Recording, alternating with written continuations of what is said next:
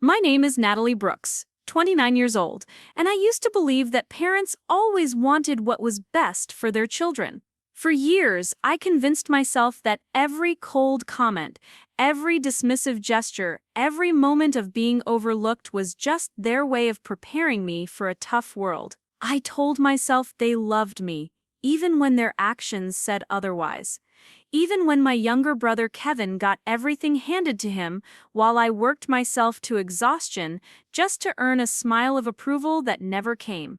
Before we jump back in, tell us where you're tuning in from, and if this story touches you, make sure you're subscribed, because tomorrow, I've saved something extra special for you. But on a freezing December night in Asheville, North Carolina, I discovered something that shattered every illusion I'd ever held about my family. I was underneath my car in the dimly lit garage of my parents' Fletcher home when I saw it. Fresh scratches on my brake lines, deliberate cuts that would have failed within miles of driving. My hands trembled as I traced the damage, and that's when I heard their voices drifting through the heating vent above me. My mother's sharp tone cut through the cold air like a knife. "It needs to look like an accident, Richard. No one can suspect anything." My father's response was even more chilling. "The insurance policy is substantial. With her gone, Kevin gets everything, and we can finally live the way we deserve." I lay there frozen, not from the cold concrete beneath me, but from the realization that my own parents had just tried to kill me. The people who were supposed to protect me had instead plotted my death for money. When I confronted them that night, my father's face twisted with rage as he shouted words I'll never forget. "Die already! You've been nothing but a burden since the day you were born." My mother stood beside him, her eyes cold and empty, nodding in agreement. That moment split my life into before and after. Everything I thought I knew about family, about love, about my place in the world came crashing down around me. What happened next forced me to make choices I never imagined I'd face. It exposed a web of lies that went back decades, revealed allies in the most unexpected places, and taught me that sometimes the most dangerous people are the ones who share your blood. The journey from that garage floor to where I stand today tested every ounce of strength I had. But I'm here to tell you that I survived, and more than that, I finally learned what it means to truly live free. Growing up in Fletcher, a quiet suburb just outside Asheville, I always felt like I was living in Kevin's shadow. From the moment my brother was born when I was 5 years old, the dynamic in our house shifted completely. My parents, Richard and Patricia Brooks, transformed from attentive caregivers into people who seemed annoyed by my very existence. My father, a former insurance adjuster who'd retired early after a settlement from a workplace injury, spent most of his time in his home office managing investments. My mother, who'd stopped working when Kevin was born, devoted herself entirely to my brother's every need and whim. I remember being 7 years old, bringing home a report card with straight A's, practically bursting with pride as I handed it to my mother. She glanced at it for maybe 3 seconds before setting it on the kitchen counter. "That's nice, Natalie. Now go play outside. Kevin needs his nap, and you're being too loud." That same week Kevin, who was barely 2, scribbled on a piece of paper with crayons, and my mother acted like he'd painted the Sistine Chapel. She framed it. That scribble hung in our living room for years while my honor roll certificates went into a drawer somewhere. The pattern continued throughout my childhood. When I made the Honor Society in middle school, my parents didn't attend the ceremony because it conflicted with Kevin's t-ball game. When I got accepted into UNC Asheville with a partial scholarship, my father's only comment was about how much the remaining tuition would cost him. When Kevin barely graduated high school with a C average, they threw him a massive party and bought him a brand new truck. I'd worked 3 jobs to pay for my own used Honda Civic. By the time I graduated college with a degree in marketing and communications, I'd learned not to expect praise or recognition. I landed a solid position at Blue Sky Creative Agency in downtown Asheville, working my way up from junior associate to account manager over 5 years. My salary of $65,000 a year wasn't extravagant, but it was enough to rent a small loft apartment, pay my bills, and start building a life. Meanwhile, Kevin drifted from one failed venture to another. He'd tried being a personal trainer, then a cryptocurrency investor, then a podcast host about conspiracy theories. Nothing stuck, nothing earned him actual money, but my parents never stopped funding his lifestyle. The real tension started about 2 years ago when my grandmother passed away. She'd been my only source of unconditional love growing up, the one person who saw me and valued me for who I was. In her will, she left me a modest inheritance of $40,000, with a handwritten note that said, "For Natalie, who always worked hard and never complained. Build something beautiful with this." It wasn't a fortune, but it was enough to maybe put a down payment on a small house someday, or start my own marketing consultancy. My parents were furious, not because they'd been left out. Grandma had left them her paid-off house in Fletcher, worth easily $300,000. They were angry because Kevin got nothing except some family photos and her old furniture. My mother actually said to my face, "Your grandmother was clearly losing her mental faculties toward the end. It's not fair that you got cash while Kevin got junk." My father suggested I should do the right thing and split my inheritance with my brother. When I refused, explaining that Grandma's wishes were clear and I'd earned her respect through years of being there for her, they didn't speak to me for 3 months. The silent treatment eventually thawed, but things were never the same. Family dinners became tense affairs where Kevin would make snide comments about me being greedy, and my parents would sit there nodding along. They started talking openly about how expensive it was to support Kevin, how he just needed one more chance, one more investment opportunity. My father mentioned more than once that if they had more liquid assets, they could really set Kevin up properly. The house Grandma left them was worth a lot, but selling it would take time, and besides, they were living in it.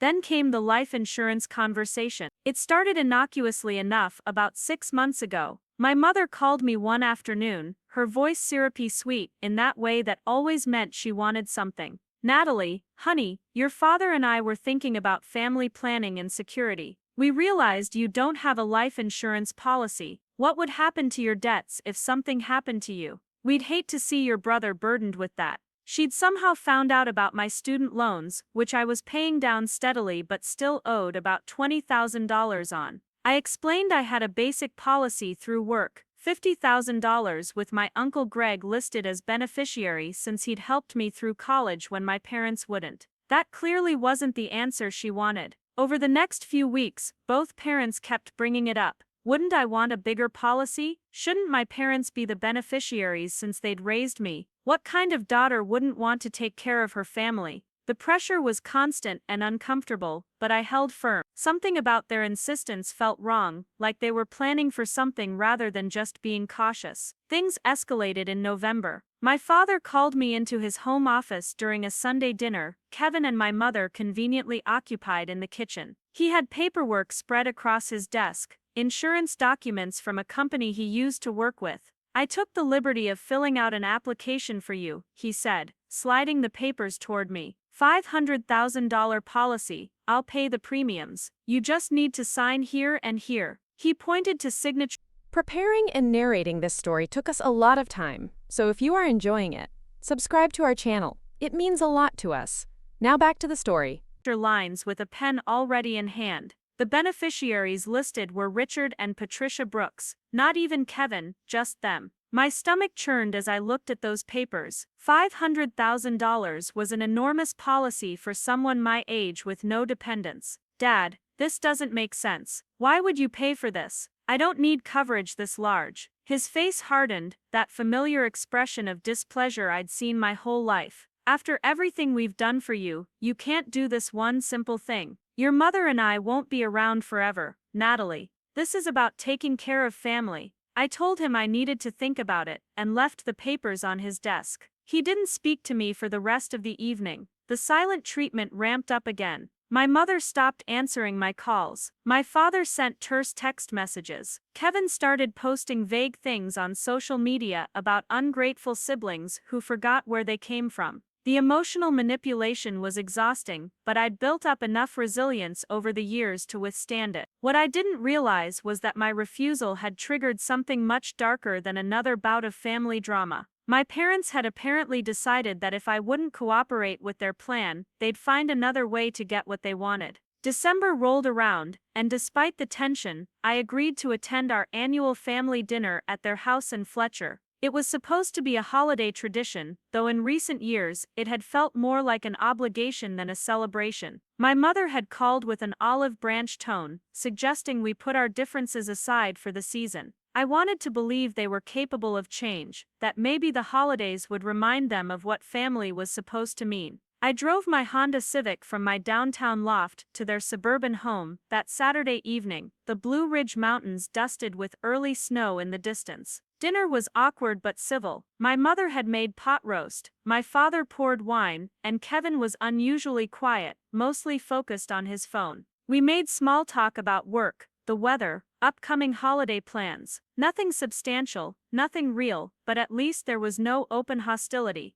As the evening wore on, my father suggested I stay the night rather than drive back to Asheville. Roads might ice over later, he said, glancing out the window. Your old room is still set up. Besides, we could have breakfast together in the morning like old times. Something in his tone felt off, too casual, too planned. But I was tired, and the thought of navigating potentially icy mountain roads wasn't appealing. I agreed, figuring one night under their roof wouldn't kill me. How wrong I was about that. My mother seemed almost pleased, exchanging a quick glance with my father that I caught but couldn't interpret. Kevin excused himself early, claiming he had online gaming plans with friends. I helped clean up the dishes, endured more stilted conversation, and eventually headed upstairs to my childhood bedroom, unchanged since I'd moved out at 18. I couldn't sleep. Something about the whole evening nagged at me, an instinct I couldn't name. Around midnight, I heard voices downstairs, muffled but intense. I crept to my bedroom door and opened it slightly. My parents were in the kitchen directly below, their voices carrying through the old house's thin floors. We need to do it tonight, my mother was saying. She's here, the car is here, it's perfect timing. My father's response was lower, harder to make out, but I caught the words brake lines and accident on the mountain roads. My blood ran cold. They couldn't be talking about what I thought they were talking about. I told myself I was paranoid, that I'd misheard, that there was some innocent explanation. But my hands were shaking as I pulled on my jeans and shoes as quietly as possible. I needed to check my car. I needed to prove to myself that my parents weren't actually planning to murder me. The thought was insane, something from a crime show, not real life, not my life. I snuck downstairs, avoiding the creaky third step I'd memorized as a teenager sneaking out. The house was dark, except for a light in my father's office. I could hear him in there, on the phone with someone, his voice too low to make out words. My mother was somewhere upstairs, probably in their bedroom. I slipped through the kitchen and into the garage through the connecting door, my heart hammering so hard I thought they'd hear it. The garage was cold and dark. I found the flashlight my father kept on his workbench and crouched down beside my Honda. At first, everything looked normal. But when I shimmied underneath on the cold concrete, angling the flashlight up toward the undercarriage, I saw them. Fresh scratches on the brake lines, deliberate scores in the metal that hadn't been there when I'd had my car serviced 2 weeks ago. Someone had taken a tool, probably a file or a knife, and weakened the lines in multiple spots. They'd done it carefully, not cutting all the way through, but enough that with pressure and heat from driving, they'd fail catastrophically. Probably on a steep mountain curve where I'd need the brakes most. I lay there under my car, the cold seeping through my clothes, staring at the evidence of attempted murder. My parents had done this. There was no other explanation. They had access to my car in their garage. They had the knowledge. My father had worked in insurance and knew exactly how to make something look accidental. And I just heard them discussing it upstairs. This wasn't paranoia. This was real. That's when the heating vent above me carried their voices down with perfect clarity. They must have moved to the room directly above the garage. My mother's voice was sharp and businesslike.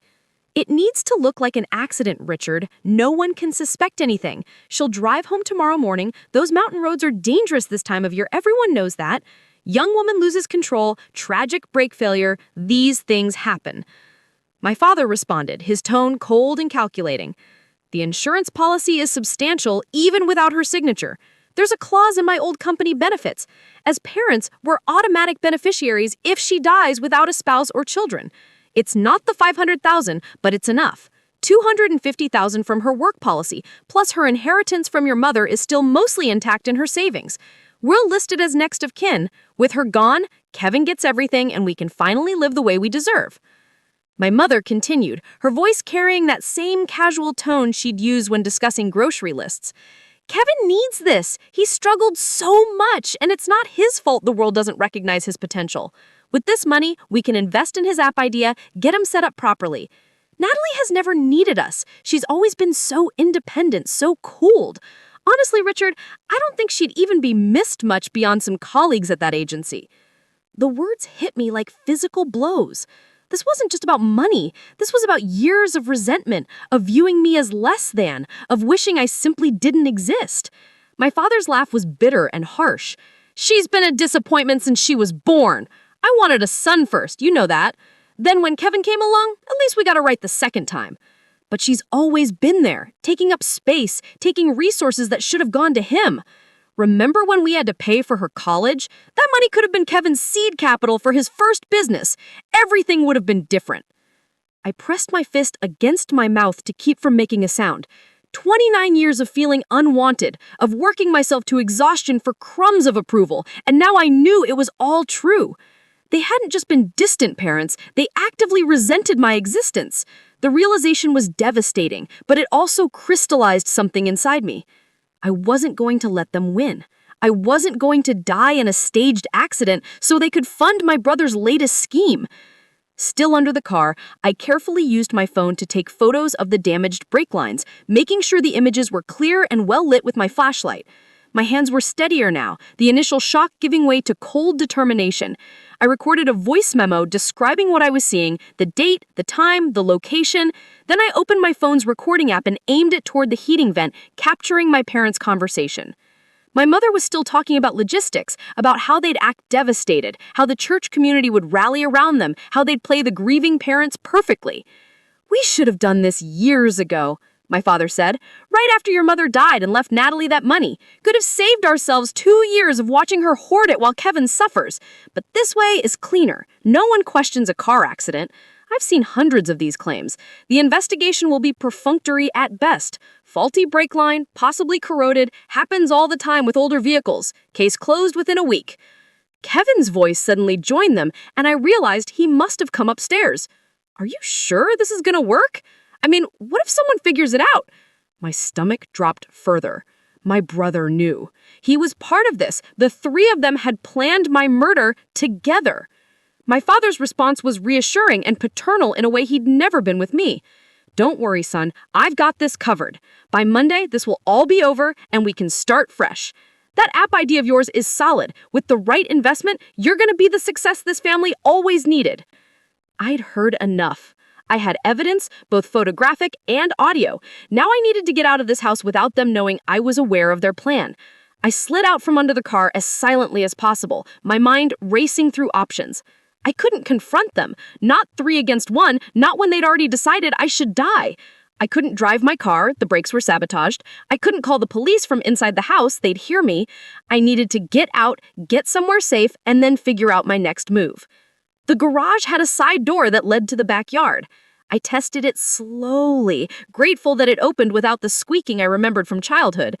My father must have oiled it recently. I slipped outside into the December cold wearing just jeans and a sweater, no coat. My phone was at 18% battery and I was 15 minutes outside Asheville proper, in a suburban neighborhood where I knew none of the neighbors well enough to bang on their door at midnight claiming my parents tried to kill me. I walked quickly down the dark street, my breath fogging in the cold air. The streetlights cast long shadows and every sound made me jump. I half expected to hear my father's car starting behind me, coming to finish what the sabotage brakes were supposed to accomplish. 2 blocks away, I finally felt safe enough to stop under a streetlight and pull out my phone. My first instinct was to call the police, but something stopped me. I needed someone who knew me, who would believe this insane story, who could help me think clearly. I called Jordan Mitchell, my best friend since college. We'd met in a communications class and bonded over late-night study sessions and a shared love of terrible reality TV. Jordan worked as a graphic designer at a firm across town and had always been my sounding board, my voice of reason. The phone rang 4 times before a sleepy voice answered. Natalie? It's midnight. You okay? The concern in Jordan's voice almost broke me. I need help. Can you come get me? I'm on Meadowbrook Drive in Fletcher near my parents' house. I can't explain over the phone, but Jordan, I'm not safe. Please. There was no hesitation. Send me your exact location. I'm leaving now. 20 minutes, okay? Stay on the line with me. I heard Jordan moving around, grabbing keys, starting a car. That steady, calm presence kept me grounded as I huddled under the streetlight, watching for any sign of my parents' vehicles. I gave Jordan the short version. My parents sabotaged my car. I overheard them planning it. I have evidence. I need somewhere to stay and help figuring out what to do next. To Jordan's credit, there were no questions about whether I was sure. No suggestions that maybe I'd misunderstood. Just immediate belief and support. Jordan's Subaru pulled up 18 minutes later, and I practically dove into the passenger seat. The warmth of the heater was a shock after standing in the cold, and I realized I was shaking uncontrollably. Jordan took one look at me and said, "We're going to my place. You're going to get warm, and then you're going to tell me everything. And then we're calling the police." I nodded, unable to form words yet, the adrenaline finally crashing and leaving me hollow. At Jordan's apartment, a cozy one-bedroom in West Asheville, I sat wrapped in a blanket while Jordan made tea.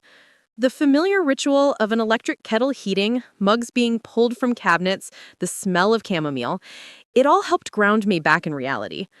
I started from the beginning, from the life insurance pressure to tonight's discovery. I showed Jordan the photos of the brake lines, played the audio recording of my parents' conversation. With each piece of evidence, Jordan's expression grew darker. "Natalie, this is attempted murder. Premeditated. You need to go to the police right now. Tonight." Jordan's voice was firm but gentle. I wanted to argue to find some other explanation, but there wasn't one. My parents had tried to kill me for insurance money and my inheritance. Kevin had been complicit. This wasn't a family disagreement or emotional manipulation. This was a crime, and I was the intended victim. Jordan pulled out a laptop and started researching. Okay, we need to go to the Asheville Police Department, not the Fletcher station. We want city jurisdiction, more resources. And you should probably call a lawyer too. Do you know anyone? I didn't, but Jordan did. A college friend named Lisa Hartford had gone to law school and now practiced criminal law in Asheville. Jordan called her despite the late hour, explained the situation in broad strokes, and Lisa agreed to meet us at the police station within the hour. "Don't give any statements without me there," she'd said over speakerphone. "What you have is serious, and we need to handle this correctly from the start." The Asheville Police Department on Patton Avenue was quiet at 1 in the morning on a Sunday. The fluorescent lights were harsh after the dark drive over, and the officer at the front desk looked skeptical as I tried to explain why I was there. My parents attempted to murder me by tampering with my vehicle sounded insane even to my own ears. But when Lisa Hartford arrived, a sharp woman in her mid-30s with kind eyes and a no-nonsense demeanor, things shifted. She did the talking, laid out the basics, mentioned attempted murder and evidence, and suddenly we were being escorted to a detective's office. Detective Marcus Reynolds was a veteran cop in his 50s, gray at the temples with the tired eyes of someone who'd seen everything. He listened to my story without interruption, taking notes on a yellow legal pad. When I showed him the photos of the brake lines, his expression sharpened. When I played the audio recording of my parents discussing the plan, including the insurance details and their commentary about wanting me gone, he sat back in his chair and let out a long breath. "Miss Brooks, this is extremely serious. If what you're saying is accurate and this evidence appears to support that, we're looking at attempted murder, conspiracy to commit murder, and potentially insurance fraud. I'm going to need to bring in some additional people. Are you safe right now? Is there somewhere you can stay where your parents don't have access to you?" His concern was professional but genuine. I nodded towards Jordan. "I'm staying with my friend. They don't know where Jordan lives."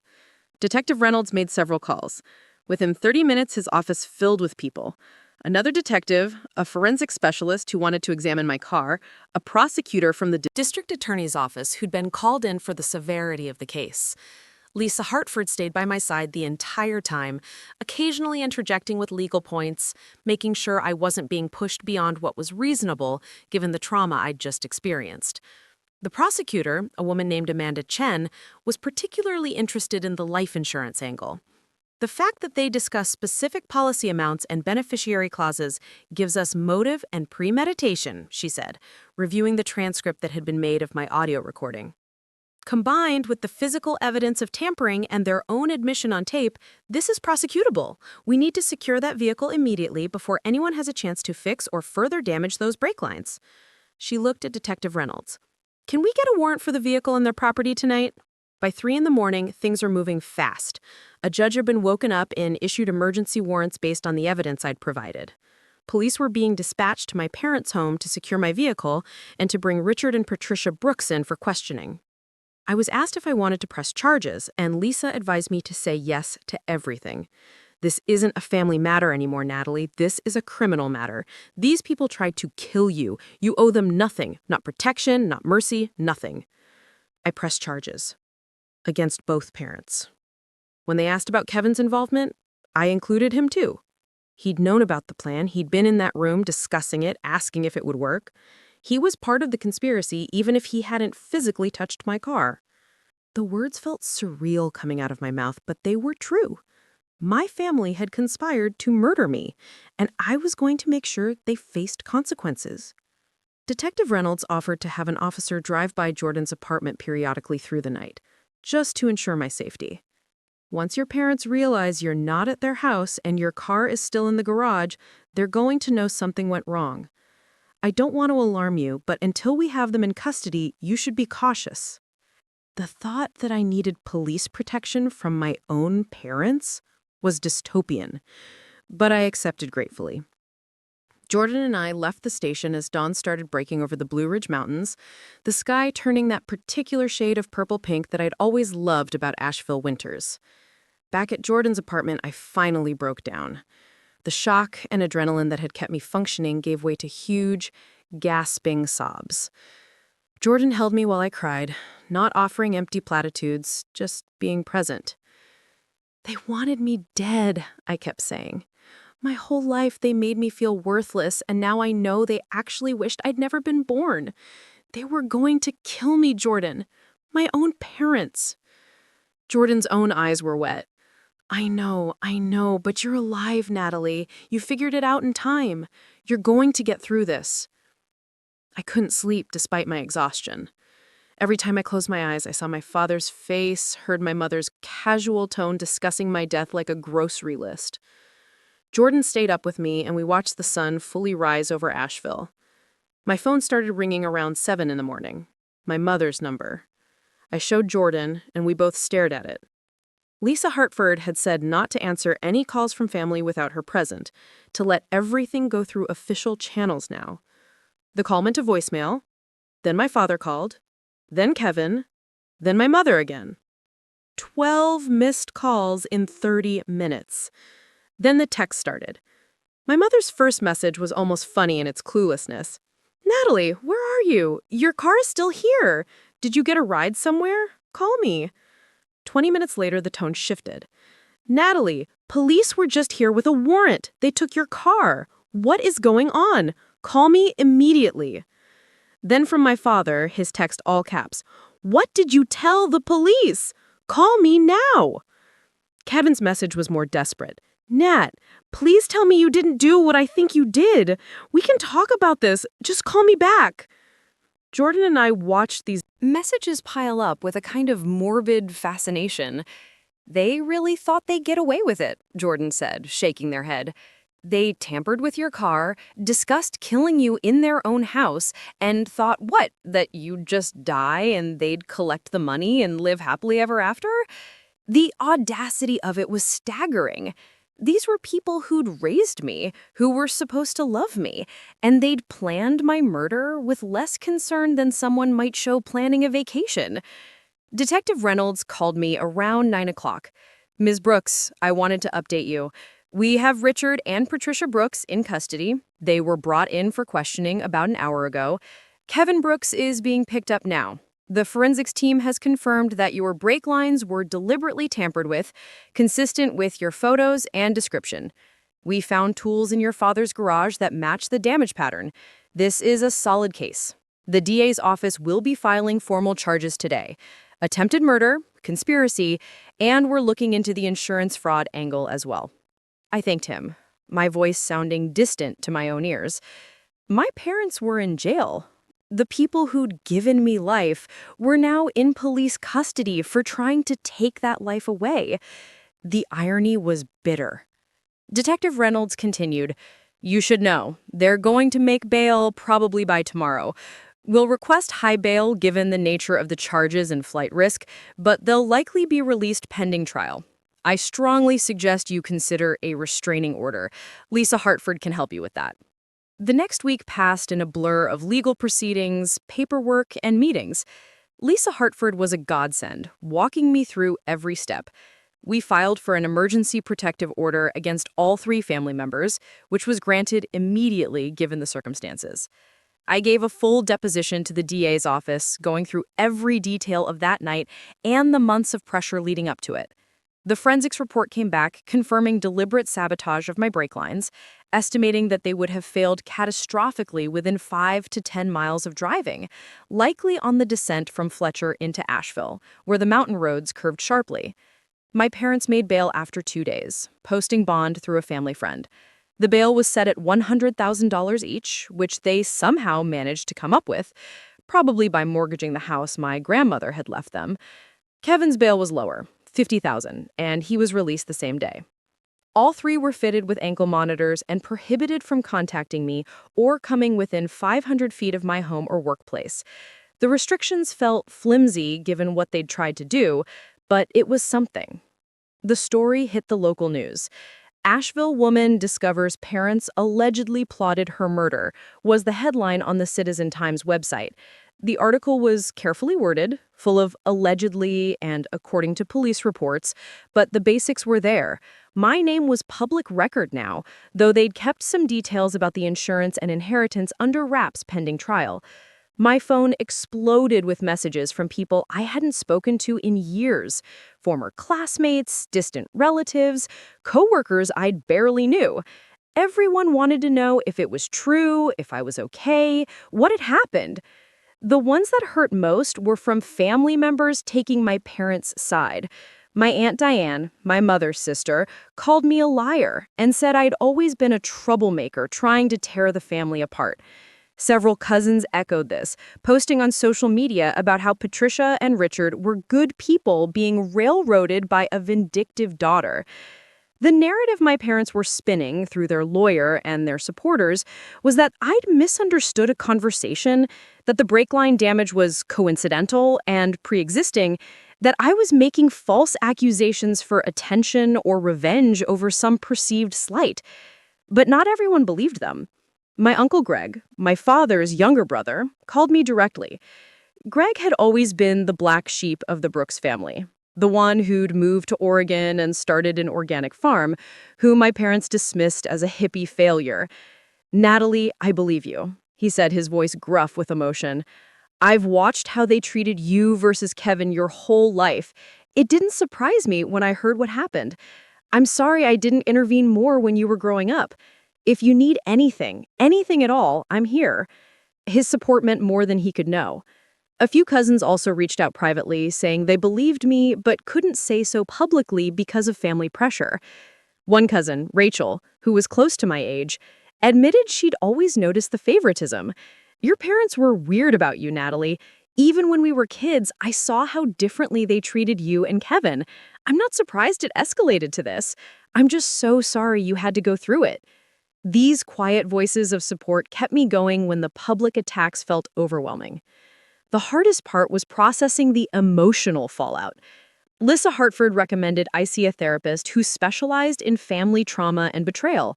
Dr. Rebecca Winters was a gentlewoman in her early 50s who practiced out of an office near downtown Asheville. In our first session, I sat on her comfortable couch and tried to explain how I felt. I don't know how to grieve people who are still alive, but dead to me. And I don't know how to process that they never loved me. Not really. You expect parents to love their children.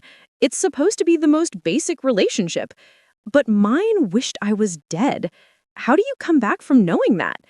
Dr. Winters didn't offer easy answers. Instead, she helped me work through the layers of grief anger, betrayal, and strangely, relief. You've carried the weight of their rejection your whole life. On some level, you always knew they didn't value you the way they should have. This incident, horrific as it is, confirmed what you suspected. Sometimes truth, even terrible truth, can be freeing because you stop wondering if you're imagining things. You stop blaming yourself for their inability to love you properly. The sessions with Dr. Winters became a lifeline. We worked through my childhood, identifying patterns of emotional neglect and favoritism that had primed me to accept poor treatment. We talked about how my parents had likely viewed me as competition for resources that they wanted to funnel to Kevin, their preferred child, their second chance, their do-over.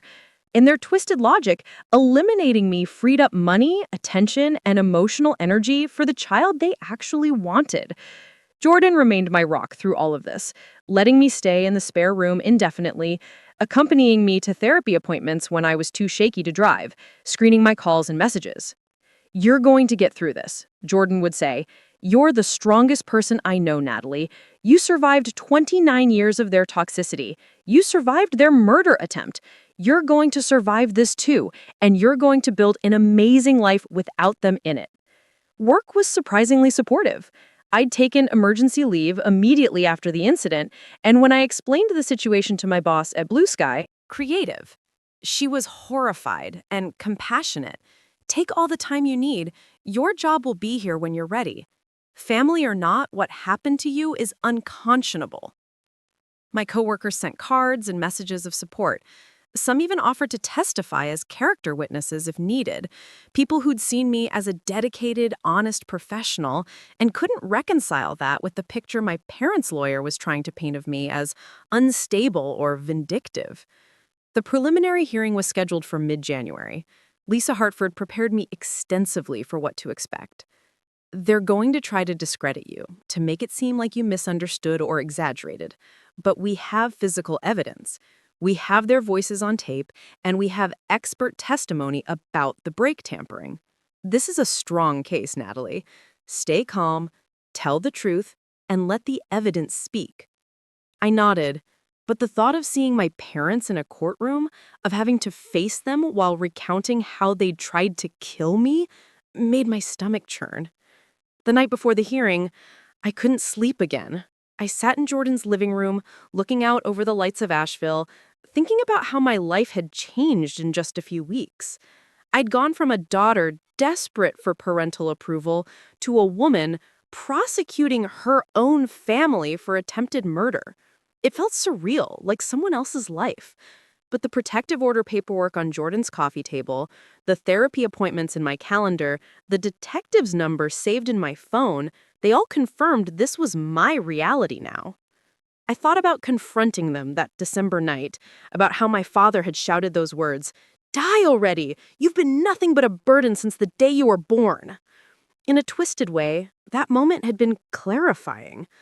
All the years of doubt, of wondering if I was too sensitive or imagining their coldness, had been validated in that single outburst.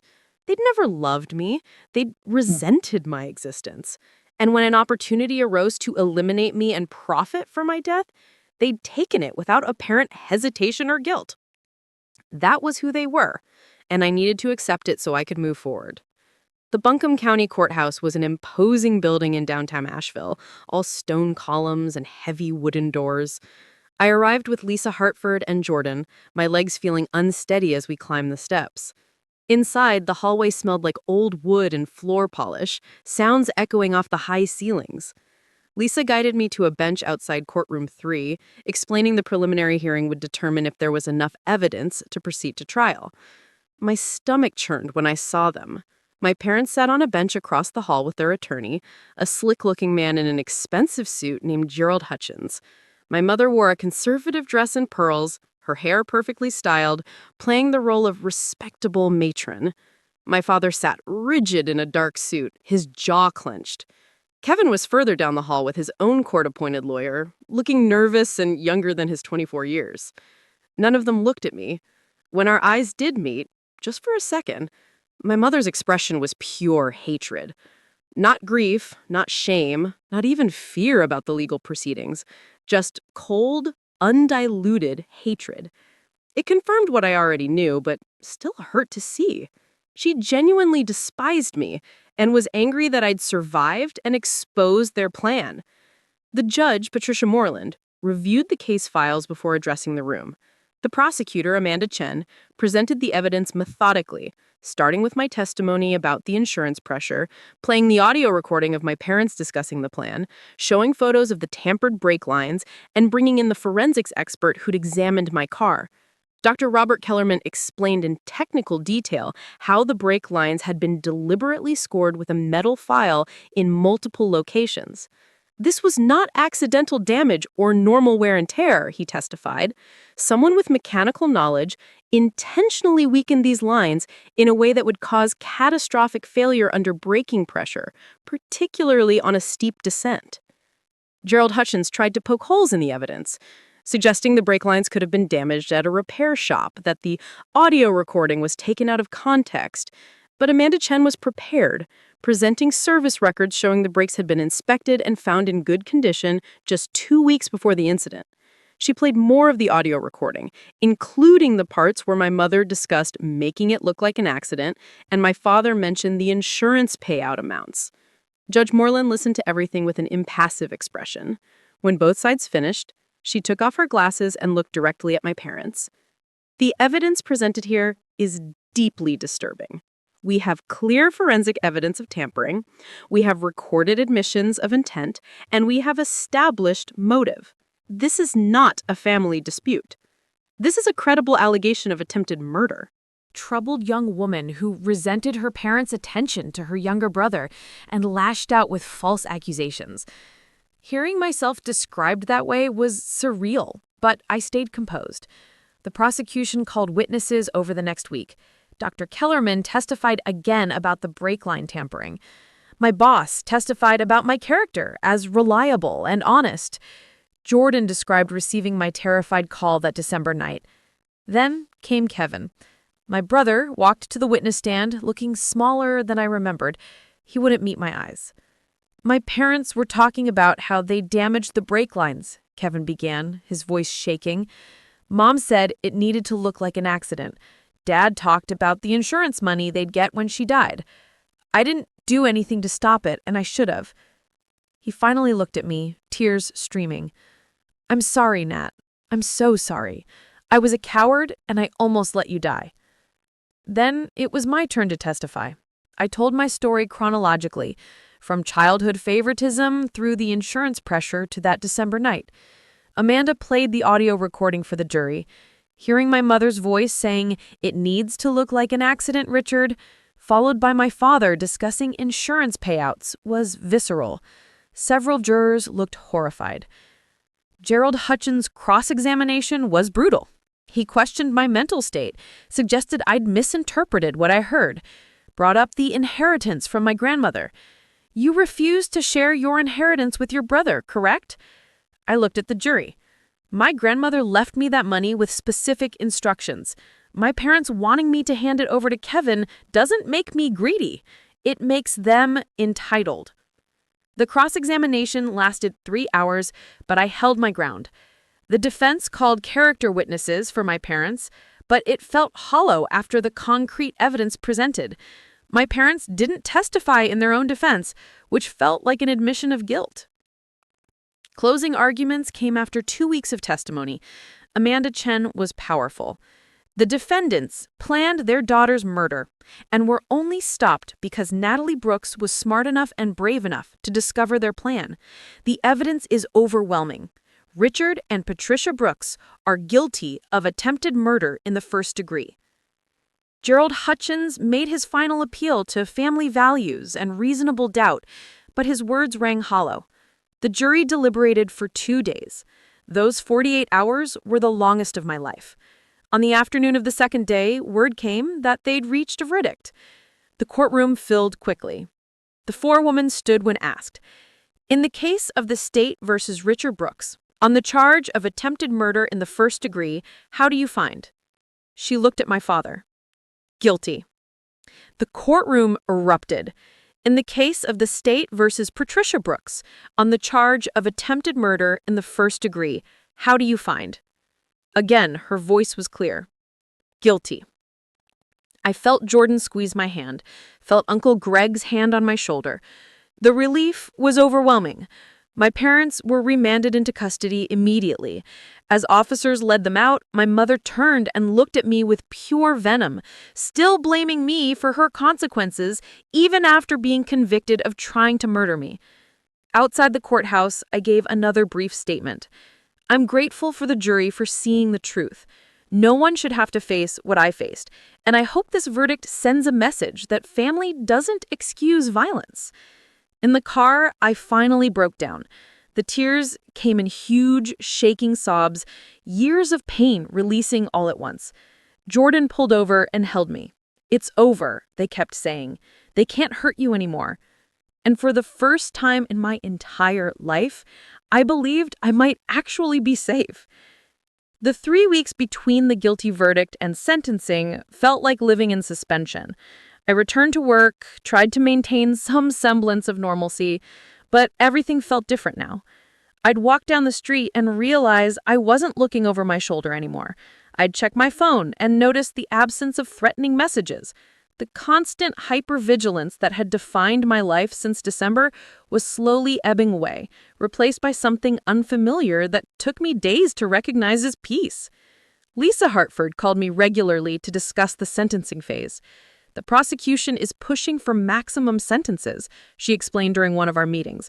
Attempted murder in the first degree carries 15 to life in North Carolina. Given the premeditation, the elaborate planning, and the complete lack of remorse your parents have shown, Amanda thinks the judge will go heavy. I asked what that meant practically. Best case scenario for them, 15 years minimum before parole eligibility. Worst case, life without parole. For people their age, either sentence essentially means dying in prison. The reality of that hit me in waves. My parents would die behind bars because they'd tried to murder me.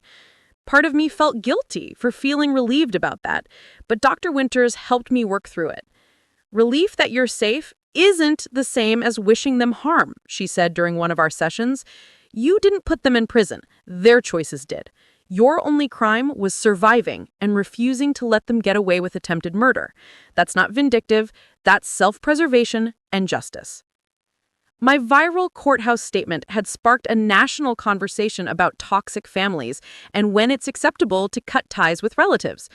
I received hundreds of messages from people sharing their own stories of family betrayal, abuse, and the guilt they felt about establishing boundaries.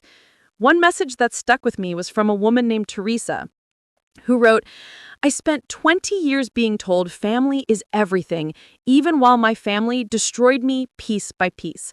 Watching you stand up in court and say that protecting yourself isn't betrayal gave me the courage to finally file a restraining order against my abusive brother. Thank you for showing me that survival isn't selfish. I started doing interviews, carefully selected ones that Lisa approved, to talk about recognizing toxic family dynamics before they escalate to violence. A local news station did a feature on emotional abuse and warning signs. A podcast about true crime and family dysfunction interviewed me about the psychological patterns that enabled my parents' behavior. I wasn't trying to become a spokesperson, but if my nightmare could help others recognize danger in their own lives, then maybe some good could come from it. The media attention also brought unexpected support. A victims advocacy group in Asheville reached out asking if I'd be willing to speak at their annual conference. A local college invited me to talk to their psychology students about surviving family trauma. Even Blue Sky Creative got involved, partnering with me to create a pro bono campaign for a domestic violence prevention nonprofit. My boss, Jennifer, said, what you've been through is horrific, but what you made of it for others is extraordinary. The way you're channeling it into helping others is remarkable. This is the kind of work our agency should be proud to support. Not all the attention was positive. My parents' defense team, scrambling to mitigate sentencing, leaked selective information to sympathetic reporters trying to paint me as estranged and difficult. A few articles questioned whether I'd exaggerated their comments or manipulated evidence. Anonymous social media accounts, likely run by distant relatives or family friends, posted attacks calling me ungrateful and vindictive. The harassment was manageable but exhausting, a reminder that some people would always prioritize the idea of family unity over the reality of abuse. Uncle Greg became a regular presence in my life during those weeks. He'd extended his stay in Asheville, renting a small cabin in the mountains, and we met for coffee or dinner several times a week. He filled in gaps about my family history I'd never known. "Your grandmother saw what Richard and Patricia were doing to you," he told me one evening over Thai food. "She told me years ago she was worried that you seemed defeated in a way no child should be. That's why she left you that money, Natalie. She wanted you to have resources they couldn't control, a way out if you needed it." Learning that my grandmother had understood and tried to help even from beyond the grave brought me to tears. "I wish she'd said something directly to me," I admitted. "I spent so many years thinking maybe I was the problem, that if I just tried harder, they'd love me." Greg shook his head. "She talked to Richard multiple times about his treatment of you. He'd get defensive, say she was interfering, accuse her of favoritism. Eventually, she realized direct confrontation wouldn't work. So she did what she could through her will. She hoped that money would give you freedom." The sentencing hearing arrived on a gray May morning. The courtroom was less packed than during the trial, mostly journalists and a handful of family members. Uncle Greg sat with me again, his steady presence anchoring me. My parents were brought in wearing orange jumpsuits, a stark contrast to the respectable clothing they'd worn during the trial. They looked diminished somehow, smaller and older, the reality of their situation finally visible in their posture. Judge Moreland asked if anyone wanted to make a victim impact statement. Lisa had prepared me for this option, and I'd spent days writing and rewriting what I wanted to say. I stood, my legs shaky, and walked to the podium facing my parents. This was my chance to speak directly to them, to say everything I'd held back for 29 years. "I spent my entire life trying to earn your love," I began, my voice steady despite my racing heart. "I worked harder, achieved more, caused less trouble, thinking eventually you'd see my worth. But I understand now that nothing I did would have been enough because you'd already decided I was unwanted. You didn't just fail to love me, you actively wished I didn't exist. And when you had the opportunity to make that wish come true, you took it without hesitation." My mother stared at the table. My father's jaw clenched. "You didn't just try to kill me. You tried to kill me for money, to fund a lifestyle you felt entitled to, and to give my brother advantages he hadn't earned. My life, 29 years of existence, was worth less to you than an insurance payout." I took a breath, feeling tears threaten but refusing to let them fall. I'll never understand how parents can hate their child that much. I'll never comprehend planning your daughter's murder over Sunday dinner. But I don't need to understand it. I just need to survive it. And I have. You wanted me gone, but I'm still here. You wanted to silence me, but I spoke up. You wanted to get away with it, but you're being held accountable. You failed, and I survived, and that's all that matters. Looking at them one final time, I felt something shift inside me. Not forgiveness, I'd never forgive attempted murder, but a release. They no longer had power over me.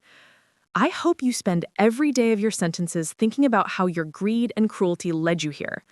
I hope you realize that if you just let me live my life, left me alone, you'd be free right now. But you couldn't even do that. So now you'll die in prison and I'll build a life you'll never be part of. That's justice. I returned to my seat, my hands trembling but my heart lighter. Gerald Hutchins made a plea for leniency, arguing that his clients were older, had no prior criminal record, and that lengthy sentences served no rehabilitative purpose. Amanda Chen countered that the premeditation and complete lack of remorse warranted maximum sentences. These defendants viewed their daughter as an obstacle to be eliminated. They have shown zero accountability, zero empathy, and remain a danger to Ms. Brooks if ever released. The court should impose sentences that ensure she never has to fear them again. Judge Moreland took less than 10 minutes to decide. She looked at my parents with unconcealed disgust. In my 30 years on the bench, I have never encountered a case quite this disturbing. Parents are supposed to protect their children, not plot their murders for financial gain. The evidence showed extensive premeditation, callous disregard for your daughter's life, and manipulation of your son into complicity. You have expressed no remorse, no acknowledgement of wrongdoing. Therefore, I sentence Richard Brooks to life in prison without the possibility of parole. I sentence Patricia Brooks to life in prison without the possibility of parole. You will both serve these sentences in separate facilities. This court is adjourned. The gavel came down with finality. My parents would never be free again. Officers led them out as my mother finally broke, sobbing and screaming that this wasn't fair, that I'd ruined their lives. My father remained silent, his face a mask of barely contained rage. I watched them disappear through the door and felt the final thread connecting us snap. They were no longer my parents, they were just two people who'd tried to murder me and failed. Outside, I gave a one last statement to the press. Justice was served today. I can finally move forward knowing I'm safe. To anyone in a toxic family situation, please hear me. Your safety matters more than family loyalty. Trust your instincts. Seek help. You deserve to live without fear. The questions came, but I was done. Lisa guided me away, and Uncle Greg drove me back to Jordan's apartment where a small group of friends had gathered to support me through this final chapter. Up next, you've got 2 more standout stories right on your screen. If this one hit the mark, you won't want to pass these up. Just click and check them out.